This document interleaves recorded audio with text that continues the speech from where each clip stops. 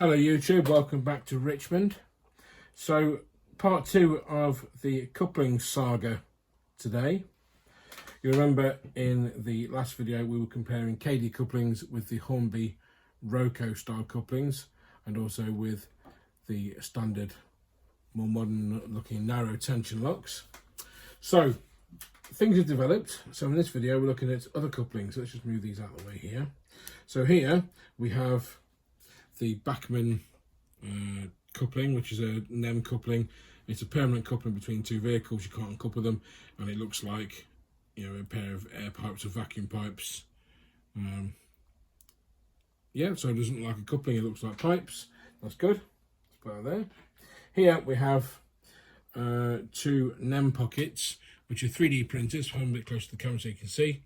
So these are 3D printed NEM pockets, and they go on Bachmann and mainline coaches and wagons and locos that don't have a NEM pocket and have the older style, this style coupling, so that screws onto the body of the coach or wagon.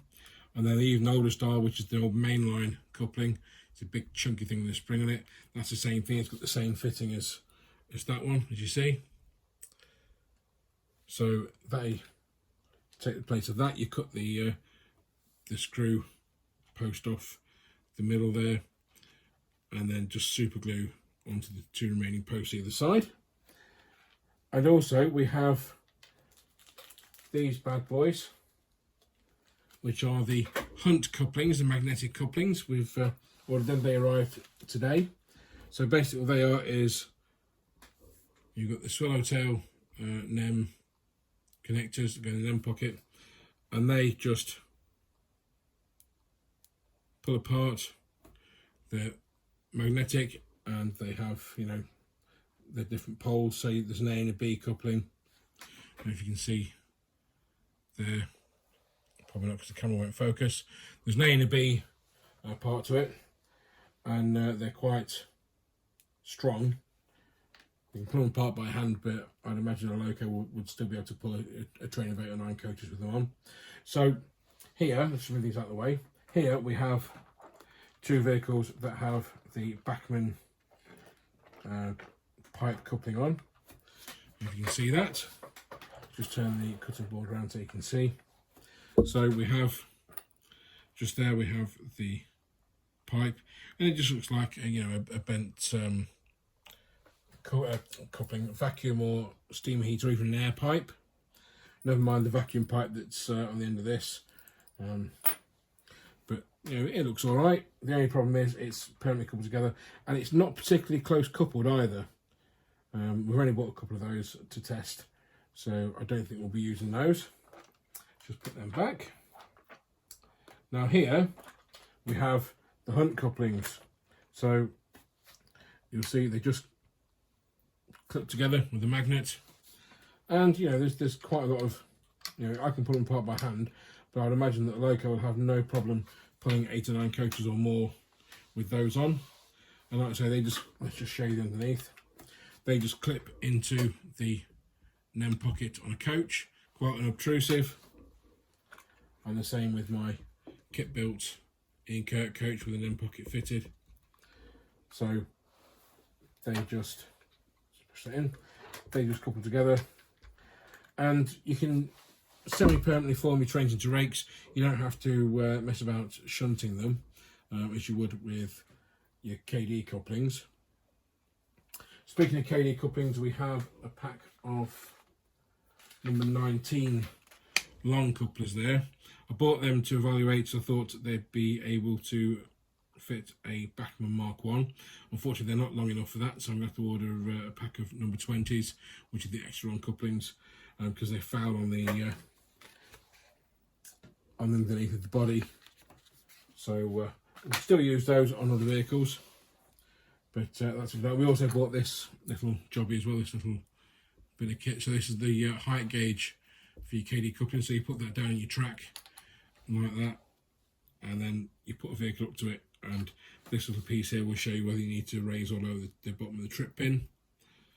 And There's also a little dial there to help you set the height of the uncoupling magnets as well. So all in all, I'm quite pleased with the Hunt couplings. They seem to have done the job. Now over here we have a wagon that I fitted with the NEM pocket previously. So this one here, let's just take the elastic band off it. On the later Bachmann wagons, the screw that holds the coupling and also holds the body together. So I didn't realise that until I'd cut the screw post off.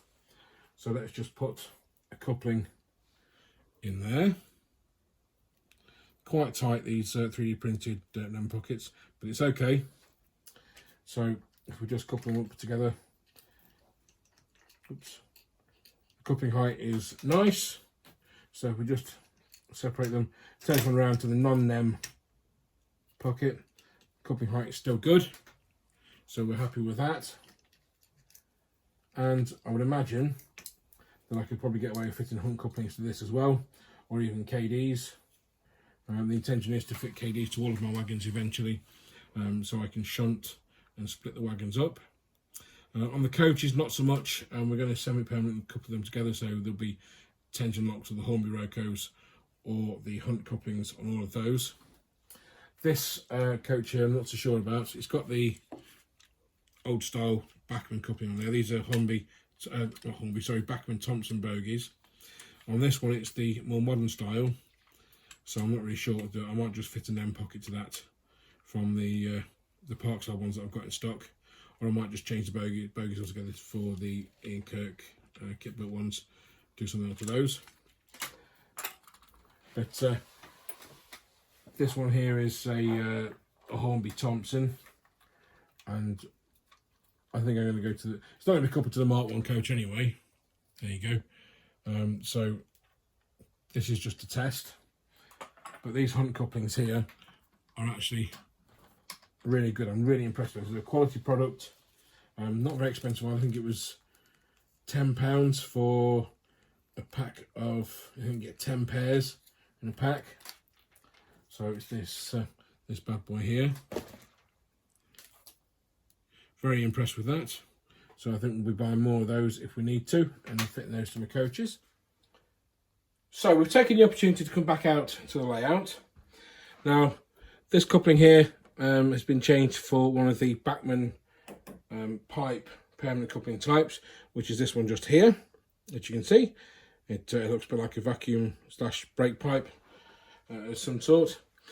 It's not a massively close coupled coupling, and it does need a corridor connection to make it look like there's actually a coupling there rather than just pipes holding the two coaches together. If we just move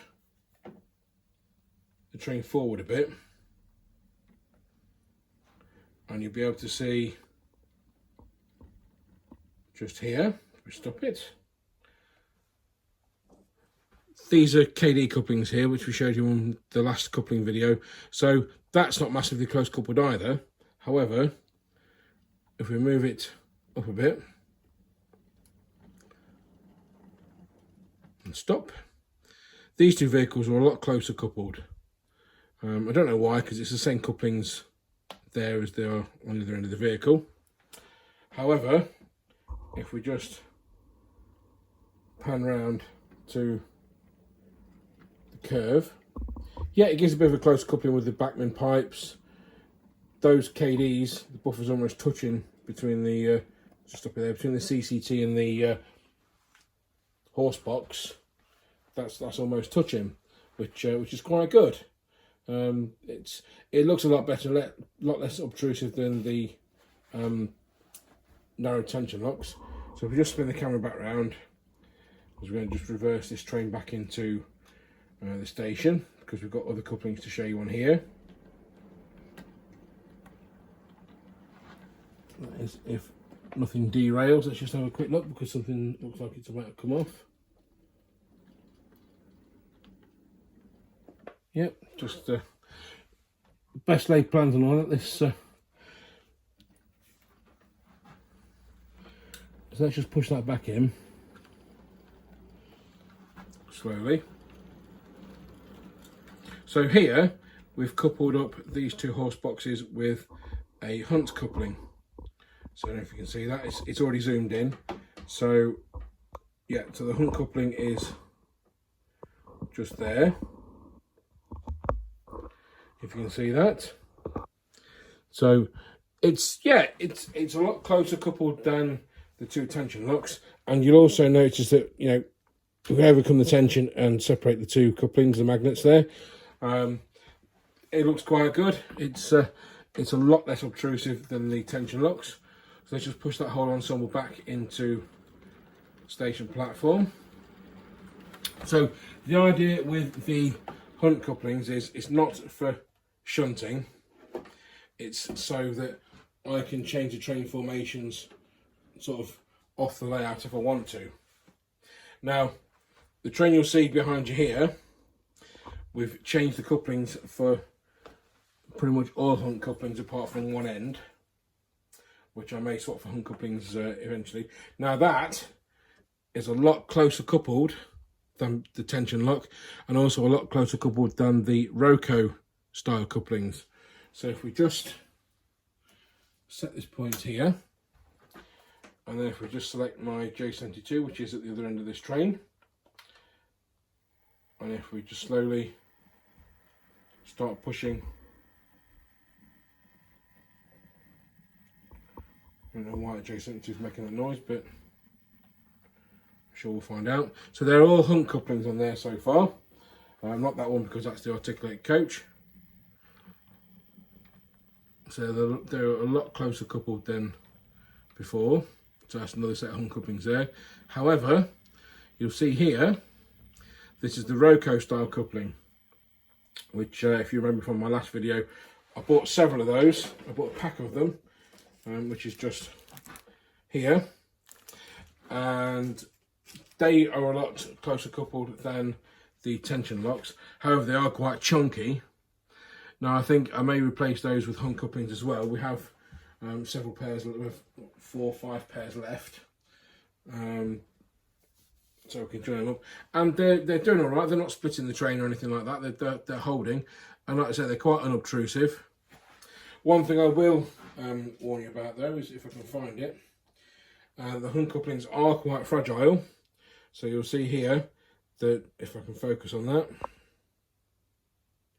no, we broke one earlier. So if we just get the camera to focus on that, a bit close. So the swallowtails broke off as I was trying to fit it in an end pocket. So around the other side you'll see the swallowtail there for the NEM coupling. So that broke. So a word of warning, don't force them into the NEM pocket because they will break. The plastic they're made from can be quite brittle. There's only a certain amount of give in it. So be warned when you're fitting them. They're great, but they can be fragile. On the whole though, I am impressed with the hunt couplings, and we will be using them more and more. We had these arrive in the post this morning, and I just find them in the packet. We've had a couple of packs arrive with KD goodies in. So we've had these come. So the uncouplers and the short number 17 NEM couplings, which I haven't opened yet. So these do contain 2 uncoupling magnets. These are intended for code 100 track. So they will just sit in the track there, and we'll get the jig to set them up and get them sort of between the rails. The jig is a couple of quid, so we'll order one of those later, and we'll probably order some more magnets. It's £7 a throw for a pair of magnets. That's not too bad. I know people use those not rare earth magnets, a little round, whatever they're called. I can't pronounce it, so I'm not going to try. Just to be unobtrusive and stick them in the track and cover them with ballast. However, I'm not bothered about that. I'm using the couplings for functionality. I might cut the magnets down by 50% just so I can get twice as many magnets out of the pack of 2. So 4 magnets instead of 2. It does say in the instructions you are able to cut them down just to get more magnets and make them a bit less obtrusive. We'll do that, and we're going to start marking places where the magnets are with random people or bits of foliage, just so we know where to stock carriages. and at the same time we'll use the gauge to fix the height of the trip pins. We've got some circular pliers somewhere, I think in my wife's jewellery making box. There's a pair of pliers that would be suitable for altering trip pin lengths. So yeah, that's the Hunt couplings for you, and a bit of a revisitation with the KDs and the tension locks and the Roco couplings. I hope you enjoyed this video, and I hope it's been informative. It's certainly a learning curve for me. I've never used KD couplings before. I did briefly toy with the Dapol Easy Shunt couplings in N-gauge when I had an N-gauge layout. Before I got rid of it, I was planning to go to all Easy Shunt couplings, which is just a smaller version of the KDs. They work a lot better in double O gauge. So, what else have we been doing with the layout this week? Not an awful lot. We've had some more stuff come in the post. So if we start here, we have a North Eastern Railway buffer stop kit, cast in white metal. This is from Lanarkshire Models, I believe. Let's just open the instructions and have a look. Lanarkshire Models and Supply. So they do 3 different types of North Eastern Railway buffers. 2 like this. This is one, the later style. They do an earlier style, and they do like a cast iron style, which is like 2 timber posts with a timber cross member, and then cast iron braces. So we're going to have at least one of each type of those, just to test them and see what they're like. Unfortunately, the rails that are cast into it are code 75, so they're going to look a bit odd with my code 100 track, but we will deal with that when we come to it. I can solder that together, or I can glue it with Aerodite or epoxy. So we might go down that route. That might be easier to insulate the whole thing from each rail. Over here we have finally bitten the bullet and got some signals. So here we have the MSE Wizard Models LNER ground signal kit. Now you get 2 signals in this. There's one here that I opened before. The pieces are absolutely tiny. So you get a fret here with the signal face, the back plate, the backing blind, or whatever you want to call it, and the weighted arm and the weights. So that's all supposed to be soldered or glued together. And then down here you've got a pair of lamps and then a pair of signal bodies. So it's all meant to be soldered up together, so we're going to brush up on my soldering skills at some point. And then just here we have an LNER upper quadrant wooden post signal kit, also by MSE, which is Wizard Models. Now, this is all brass and white metal castings, so this is all new to me. So I've got to learn to solder with various temperature solders and have the soldering iron at various settings so I don't melt everything. It's only £10.50, so I say only. Not bad for a kit. It will require painting, and it includes, let's have a look down here, we've got bits of glazing. So if you want to do a distant signal, there's a red piece of glazing, and there's a green piece in there, which is a greeny blue. And you also got, you can see there, the tiny signal lamp. There's the finial, various bits of rodding, the fret with all the, let's have a look if we can get, yeah, fret with all the bits on, the signal arm and stuff. And there's a bit of brass for the base as well. So that'll be fun to build and challenging. And it does list inside all the different types of solder that I need. So hopefully I can show you that at some point in the coming week or 2. And last but not least, we have here a pack of Oleo 22-inch buffers. This is a sprung buffer kit. Now there are 3 packs of 4 in there, so there are 12 buffers in there. And the plan is to fit them to my Hornby Class 101 DMU. So these have absolutely tiny buffers on them at the moment, which I'm told are the wrong sort for this vehicle. But having said that, if we pick up the power car has larger buffers, which is a bit misleading, a bit strange. But you go to the back and it's got 1 small buffer and 1 missing. and the centre car also has the larger buffers. So the plan is that we're going to fit these sprung buffers to it, and at the same time we're going to cut off these hideous old school Lima style couplings, and in their place we're going to glue these. Don't know how we're going to glue them up, we are going to glue them on, and hopefully that will give a bit of a close coupling, or more of a close coupling, and then when it goes around the corners, around the curves on the layout, they'll be closer coupled, and the buffers will have a spring action to take up any, give them a bit of slack, so there's no buffer locking. So that'll be a subject of another video as well in the coming days. So I hope you look out for that one. And we've also got, for those, we've got a pack of head code numbers for the DMU to represent the B7 head code, which is for the Richmond branch, and various other local lines in the area. And we also have some corridor connectors en route in the post, so when they're all here we'll fit everything together and we'll show you in a video.